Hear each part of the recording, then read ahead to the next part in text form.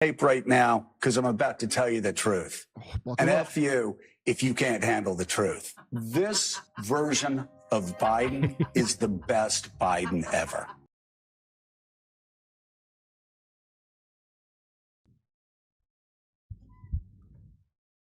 All right, Jimmy, you're live. Hey, everybody. Welcome to today's live stream. I'm here with the world's premier voice impression at Mike McRae. Can you plug this? I get it. Hey, Mike, how are you? Oh, I'm good, Jimmy. How you doing? Last time I talked to you, we were in person. Oh, that's right. I Grand forgot that. It was Rapids. a great time up in Grand Rapids. Hilarious. And at the Chicago, the premiere of the Rumble Time show. That was fantastic. What a great theater crowd that was. Had about 700 people there. It was fun. You were hilarious. Oh, I had a great time. Thanks for having me. All right, well, I got a guest coming up at 3:30, so let's jump right into this. Gotcha. Hey, this is, hang on. This is Jimmy. Who's this? Hey, Jimmy, how the hell are you? It's Governor Tim Walz of Minnesota and the next dang vice president of the greatest country on earth. This one. Oh, well, hello, Governor. Jimmy, you old so-and-so, how are you doing, you crazy son of a bitch? I'm fine. You goddamn raggedy cocksucker. Governor. Sorry, I went too far on that one. That's okay. How are you, Governor? Jimmy, I can't tell you how energized I am. I just couldn't be more excited about this campaign. Wow! Prospect of getting our message out there is just electrifying. And what exactly is your campaign message? Well, you're going to have to be patient. You know, you're like my kids there. They're always like, "What's for dinner? What's for dinner, Dad?" And I tell them, you know you have to wait and see at dinner time. And as far as the campaign message goes and what this campaign is even about or what our plans for America are, it's not dinner time yet. All right, back up. You don't tell your children what they're having for dinner? Not until dinner time. No. Why? When you were growing up, did you receive prior intel about supper plans from your mom or dad? I'm pretty sure if I would have asked my mom what's for dinner, she'd have told me. Huh. Must be an Illinois thing. Yeah. Everything's screwy over there. Anyway, the point is, it's not dinner time yet. Okay. Yeah, that's right. I'm sticking with the analogy. All right, good for you. When is dinner time then? When do we get a sense of what the Harris Welch platform is? That is also a surprise. Oh, brother. But hold on. There's going to be an appetizer. Apparently, that's a little thing you eat before dinner. Appetizers are not common in Midwestern households, but we also have to appeal to fancy-pants coastal people who eat appetizers and think Midwesterners are primitive nitwits. And they're right to do so. We are a bunch of dullards. So when do we get an appetizer, or is that also a surprise? No, I got the go-ahead from the lady in charge herself to tell you. Get this, Jimmy. Tomorrow on CNN, Kamala and myself both are going to sit down and talk to Dana Bash. We're going to do an interview on television and answer questions. Wow, how unreal. What kind of questions do you think you'll be answering? I don't know, Jimmy. I assume they will be whatever questions the boss lady and the news lady agreed to ahead of time. Yeah, I could only assume so. But speaking for myself, I'm ready to answer the big questions. Ready for anything. Shoot. Go ahead, just ask. I'll answer your questions, CNN, even the tough ones. What would be a tough question Dana Bash could ask you? Well, there's the elephant in the room, of course. My dog, Scout. So a dog, not an elephant. But he is a big fella. Wow! What about your dog? Well, as you probably know, I've come under attack from our opponents. And yes, it's about my dog. You can always count on something weird from Trump, Vance, and company. So they claim I was lying about the identity of my dog, Scout. Because in two separate tweets from 2022, I posted pictures from a dog park, mentioned Scout, but was pictured with two different dogs. It's a simple explanation, Jimmy. The black one was Scout. The other one was simply a different dog we met at the dog park, and I was simply mentioning Scout. So there you go. You think that'll be the toughest question you'll be asked? Well, I should certainly hope so. If not, I don't know. They always tell us to work in Russia somehow. I got it. See, yeah. This came directly from Mrs. C, Mrs. Clinton. Yeah. Just say your enemies work for Russia. Yep. Tulsi Gabbard is a Russian asset. Robert F. Kennedy, Jr., not Senior. Yeah. Although, who knows? I don't know. Mrs. Clinton didn't actually say he wasn't, per se. You know, you guys stand with the Palestinians, sort of, but say that these protests are being funded by Russia. You don't have to prove it. Just saying it is enough. We have sort of an informal playbook. I'm sure you do. To be honest with you, Jimmy, I'm just kind of along for the ride.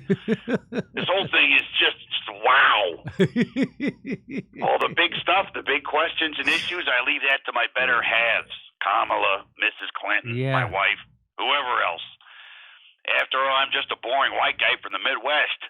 I think guys like me have done enough damage over the years, don't you?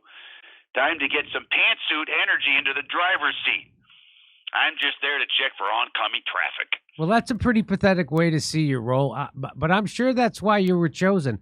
Hey, good luck with your scripted interview tomorrow. Thanks, Jimmy. Fingers crossed. Hey, you know what? I don't think my kids are listening. Want to know what's for dinner tonight in the Walls household? Let me guess, meatloaf, right? Wow! How did you know that? That's exactly right, because it's Wednesday. Yeah. That's amazing. Are you working for Russia? Just kidding. Oh, it says on this list you are. Well, in that case, I better go. This has been great, Jimmy. Thanks for taking my call. Have a great summer. Okay.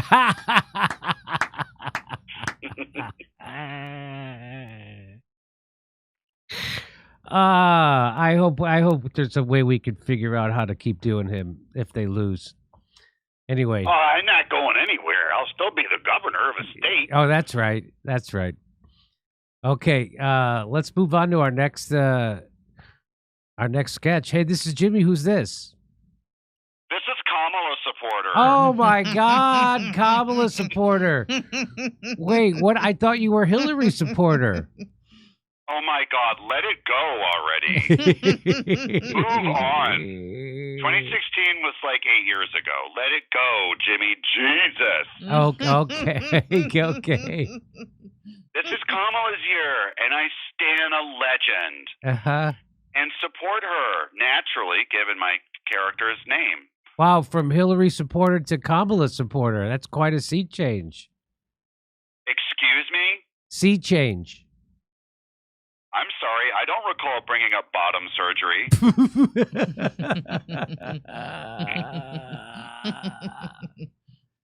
No, Kamala supporter. Sea change, like the ocean. SEA change. Oh, well, anyway, yeah, I don't want to talk about that. I want to talk about Kamala, who I am here to inform you is a true queen. Yes, queen. A proud woman of color, of some type of color, who is proud and stands tall against all haters. But you cannot bring down a queen. And by queen, I mean a monarch selected by the ruling elite and not voted for by the population. Is that good that she has gotten to where she is with essentially no input from the voting public? Yes, actually. It's about time. You see, Hillary was constantly scrutinized, having her record examined, constantly having to prove herself to the public, running in primaries in stupid little states that no one has ever heard of. Like, what, Iowa? You could be making that up for all I know. And all of it was simply an attempt to humiliate and degrade a powerful, ambitious woman. Our entire democratic system was designed to humiliate one specific person? Yes. But now, this is Kamala's year, and things are different. How so, Kamala supporter? Well, I'll tell you, idiot. Kamala was just made the nominee. They just made her that. Yep. It was amazing. She didn't have to run in a stupid primary or even face challengers at the convention. They just made her the nominee. It's the most undemocratic thing that's ever happened in our country, and it's fucking amazing.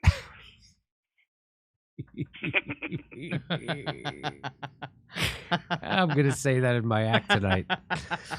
Well, I guess you can't just take these lines. I own these sketches. Well, Check my contract. I said check the contract. Well, I guess you could just sort of say that she was elected in 2020 when she was the VP on the Biden ticket. How dare you? She was selected for that role too. Yep. As a Kamala supporter, I am proud to say that she had a horrible showing in the 2020 primaries. Her popularity was abysmal, but she was selected for VP anyway because she's a proud woman of color. Wait, you're proud of that? Yeah. The more it can be demonstrated that Kamala is in no way the people's choice, the more it underscores how queen-like she actually is. An unelected monarch. A literal absolute sovereign beholden to no one.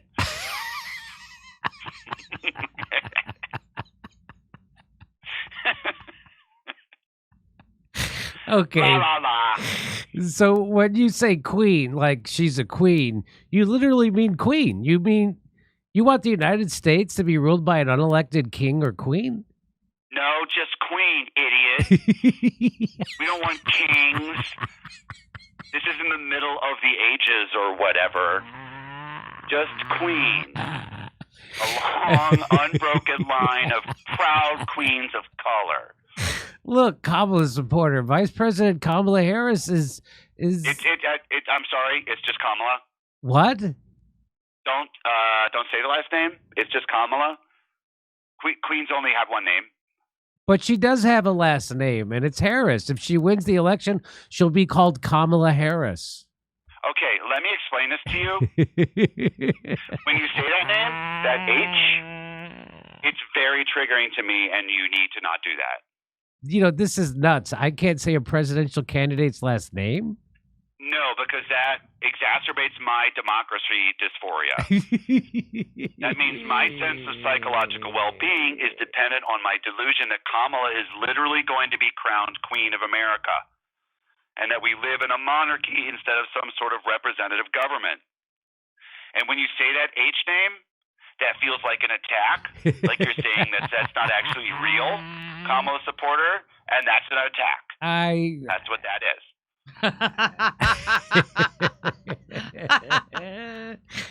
I see. Yeah, it's not really that hard to understand. Having empathy is pretty easy to do, actually. Okay, well, when Queen Kamala is on the throne, what policies do you look forward to her enacting? Spreading justice across the realm, far and wide. The realm. Are you looking forward to her continuing the work she has been doing as vice president? I don't even know what that is, that work. Yeah, no one seems to. Very strange. We don't know because it's none of our business. That's why, asshole.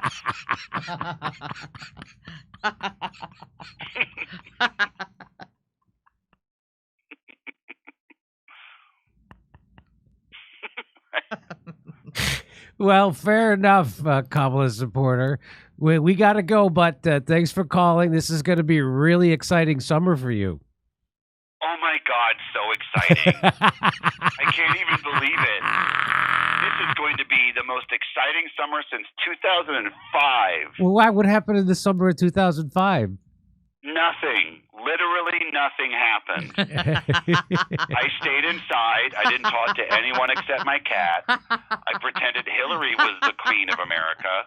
I got offended by YouTube videos, which were brand new back then and very simple. It was very hard to get offended by that content, but I was sort of an internet pioneer, and I found ways to get offended, and I commented on those videos. It was exhilarating. But this is going to be even better, as I look forward to the lavish coronation ceremony of Queen Kamala. Oh, God. The Queen Kamala the First in the anime cathedral in Coruscant. Talk to you later, weirdo. Okay, that was great. Great job. Mike McRae, everybody. The one and the only. Mike, Ladies and gentlemen, James Dore. Mike, tell people where they could find you. Hey, interesting question. I used to be on Instagram, but I've been kicked off. Oh. And there is no way for me to get back on. I am still trying to figure it out, but I am screwed. So follow me on Twitter, at Mike McRae Mike. And if this ever happened to you, if you've been kicked off Instagram and we're not given recourse to get back on, you have any ideas? I made a tweet about it. Please comment below if you've been through this before. Wow, that's interesting because Zuckerberg just sent a letter saying he apologizes for all the censorship. Ha. You saw that, right? No. Yes. Maybe I'll give him a call. Yes. Yes. Oh, that's awesome. Wow, I'm sorry to hear that, Yeah, Mike. it's great. It's awesome. Wow, that does suck, right? That was the place that you were putting all your eggs, was in that Instagram basket. I know. Oh, I got to get it back. yeah. Okay. Well, there's nothing I could. That's Facebook and Zuckerberg. And by the way, they just kicked us. Did they just kick us off Facebook? They kicked us off and then we got back in. They kicked us off, Mike, Facebook, and then they let us back in. So Did they say why? they didn't. It's all a mystery. It's all a mystery. Jesus Christ. They did kick us off. We did have to launch an appeal, and then they said, "Okay, you're back on," but they didn't say why or what or anything. It's nuts. They've definitely been coming for us. You know, all my old friends in Hollywood, including Greg Warren, don't like me anymore because because of Facebook, because they think I'm some kind of grifting liar who posts lies for clicks. Yeah, I know. I didn't think you. I'm telling you, almost every one of my old friends, they say things like Jimmy's not to be trusted, Jimmy's a grifter, all kinds of people. No, I'm not kidding. Well, is that why you got kicked off Facebook? What do you mean? We got kicked off Facebook because we challenged the establishment narrative around things like the Hunter Biden laptop story we said was true, the COVID narrative, the virus funding, things like that, and the vaccine efficacy. We were right about all of that stuff, but they would always say this is misinformation. They'd put a big warning on it, and they would say if anybody shares this, you're going to get in trouble. And then they would stick a fake factcheck.org fact check thing to it.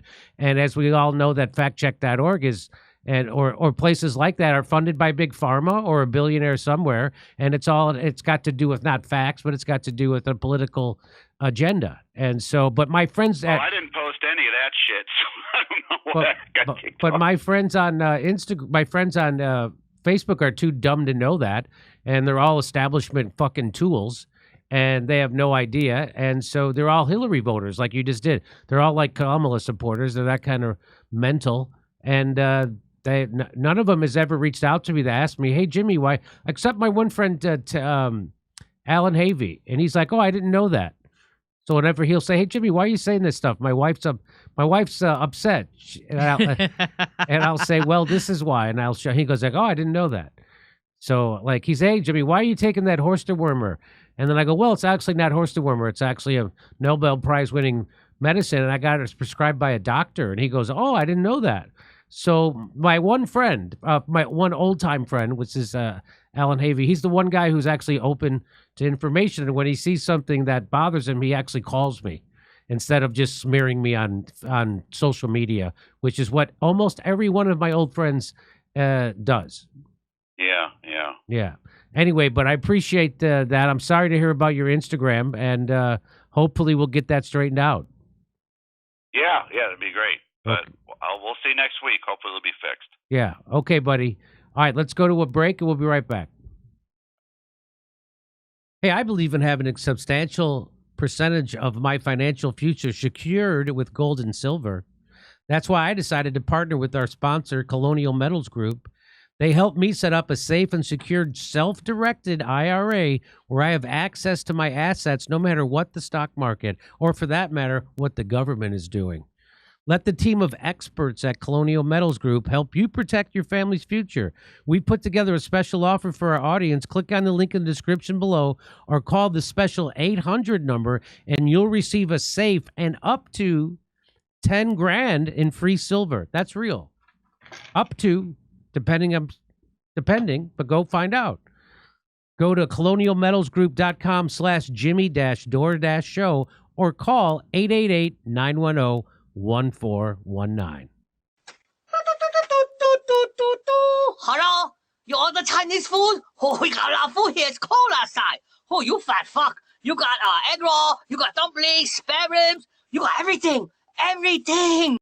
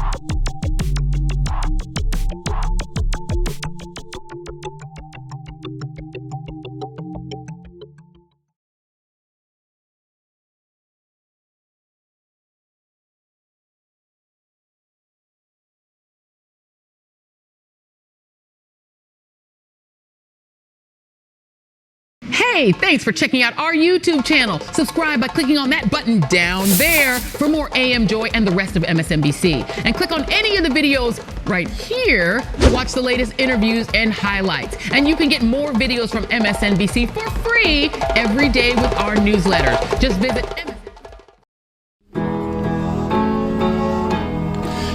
Isn't it swell?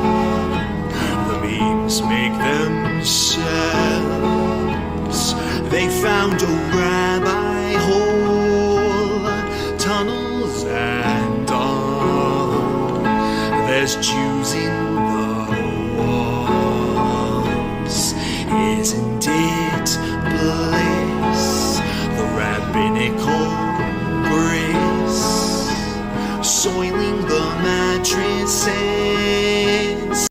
Well, let me tell you.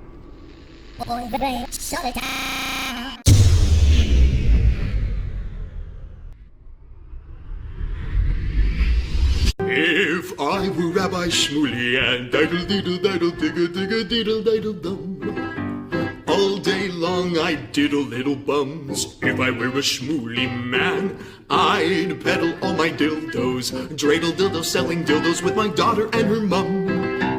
If I were a Jewish Shmuley man, I'd be digging with a dildo in my bum. I'd wear a grotesque nose and go grab some goyim right on the nipple with a pinch. A Shabbos lap dance brace for the youngest mensch. At this time, more than any other time, you know, revolution is necessary. It is necessary.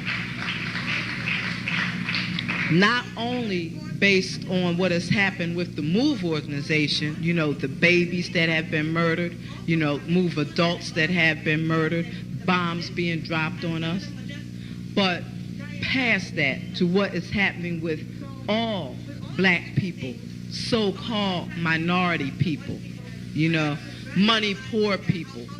You know, this government, as has been said earlier, has waged war on us. But you know, something about us, particularly here in America, we don't really understand that. You know, we don't really know what war is. You know, for black people, for poor people, that people see as good, that they wasn't forced to do, that they didn't do to try to keep black people appeased, and calm down so that black people wouldn't riot. A prison situation is a crystallized example of that. You can make phone calls in prison. They have movies in prison. But they don't have those things because they just want to be nice to prisoners. They have those things because they know damn well if they don't have, people being able to contact their family, if they don't have, facilities for people to sit there and watch movies, people are going to be frustrated, upset, and they're going to direct that frustration at them prison administrators. And they're going to have riots on their hands. They're going to have people in them prisons turning them prisons out. That's why they have movies. That's why they have access to phones the way they do. And a stop to it when we don't like it, or encouraging it when it's something that's in our interest. We have to call the shots. The people have to take the reins of this system and start dictating, what we need, what needs to be done. And, taking the initiative to do it ourselves. We can't rely on this system. I mean, don't people see what's happening? Every single confrontation that MOVE people have been involved in, every single issue, oppression, economic issues, every single issue facing our people, is something that can be dealt with very, very simply. All people got to do is make their wishes known. All people have to do is stand up and say, listen, we're not accepting that. Unity is the key. Unity is the key to revolution. Revolution ain't nothing to be afraid of. It ain't nothing to shy away from. Revolution, contrary to what officials, this system and those backing the officials running this system, want people to believe that revolution means violence, means blood in the street. I'm saying it can get to that point, but it don't have to be violent. When people come together and take a strong stand on an issue, this government don't have no choice but to listen. Where you think they get their authority from? They don't have no power, but they do have authority to do certain things. Where do you think they get it from? They get it from us, from the people. They get it from us accepting the things that they do to be done to stop it. Then you have some people who want to then turn around and say, yeah, well, it's the best we have, and want to make excuses. The time for excuses is over. It's over. Every man, woman, and child has to be involved in this revolution. Not only has to be, but is, whether you want to be or not. I mean, our babies gave their lives for this revolution on May 13th. Men, women, and children were murdered. And not just MOVE babies. What about all of the young men, women, children 8, 9 years old shot down on the street by cops, by drug pushers? I mean, where do you think that mentality comes from? It comes from this system, from the mentality of this system of getting over, making a quick buck, I'm saying that's where that needs to be done to stop it. Then, what I want people to really, really understand is that it's past time. It is past time for poor people, black people, to realize that this system has failed you. It has failed you. You can't get nothing from it. And what people got to do is withdraw our support from it and start doing for ourselves. That's what we got to do. How long are people going to sit back and beg, this government to do what's right when for hundreds of years all you've gotten is a slap in the face? All you've gotten is this government kicking your ass. That's all. That's all black people have ever gotten from this government.